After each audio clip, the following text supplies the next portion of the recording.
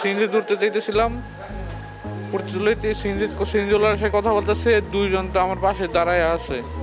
তো প্রাইভেট কারে থামছে, থামার পরে ঠেলা দিয়ে আমার মানে ধাক্কা দিয়া প্রাইভেট কারের ভিতরে ঢুকাইছে। ঢুকে মুখের মধ্যে ঠুঙ্গার মধ্যে কি জানি দিয়ে আমার মুখ পেঁচায় লেছে। পেঁচানোর পরে কতটুকু হয়তো যাওয়ার পরে হাত বাইতে ফেলছে। হাত বাঁধার পরে আমার গলার মধ্যে দড়ি লাগাইছে আর কি, দড়ির মতো দুইটা লাগায় দুই পাশ থেকে টানতেছে। টাইনা আমার কাইল করছে।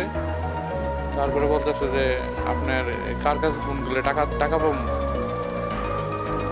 পরে আল্লাহ এই আমি প্রথম বলছি আমি টাকা কার কাছে ফোন দিলে টাকা দিব না। পরে আর মারছে, দুই পায়ে মারছে, থার ভাই সিয়া করছে।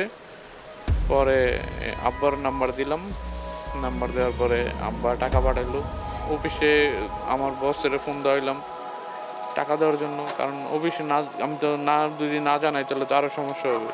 কত টাকা মুক্তিপণ প্রথম আব্বা 50,000 টাকা পাঠাইছে, পরে 10,000 টাকা পাঠাইছে। ছেড়ে দিচ্ছে হলো যে আপনার ওই বাণিজ্য মেলা পরে জিন্দা পার্কের পরে সামনে এই যে কি জানি করে উলুখোলার দিকে সামনে মানে মাঝখানে আর কি, জিন্দা পার্ক আর উলুখোলার মাঝখানে এমন একটা জায়গায় পালায় রাখছে। পায়েরটা আমি নিজে ছুটে ফেলছি, হাতেরটা ছুটে, চোখেরটা ছুটে লেছি নিজে হাতে, মানে ইয়ে হাতেরটা ছুটে দেরিনি। অটো রিক্সা দিয়া ওই যে সিএনজি অটো বাইক দিয়া অনেকে আসতেছিল, অনেকে থামায় না, মানে ওরা 2-3 জন আসলো, পরে থামায় আমার এটা হাত বাঁধন ছুটে তারপরে আমার মায়ের বাড়ি নিয়ে আসে।